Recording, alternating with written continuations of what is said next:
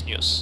నేడు జోగులాంబ గద్వాల జిల్లా కలెక్టర్ కార్యాలయంలో నాగర్ కర్నూల్ పార్లమెంట్ సభ్యులు డాక్టర్ మల్లురవి గారి అధ్యక్షతన జిల్లా అభివృద్ధి సమన్వయ మరియు పర్యవేక్షణ కమిటీ దిశ సమావేశం ఘనంగా నిర్వహించబడింది.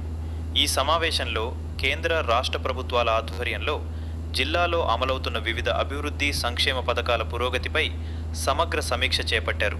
ముఖ్యంగా గ్రామీణాభివృద్ధి, మహాత్మా గాంధీ జాతీయ ఉపాధి హామీ పథకం, రహదారులు, తాగునీటి సరఫరా, విద్యుత్, విద్య, వైద్యం, వ్యవసాయం, పశుసంవర్ధక శాఖలకు సంబంధించిన అభివృద్ధి పనుల అమలు పరిస్థితిని శాఖల వారీగా పరిశీలించారు.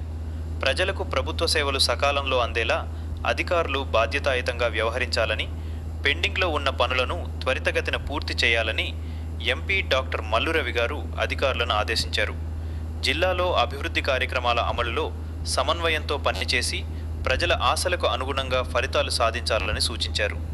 ఈ సమావేశంలో జిల్లా కలెక్టర్, వివిధ శాఖల జిల్లా అధికారులు, ప్రజాప్రతినిధులు పాల్గొన్నారు.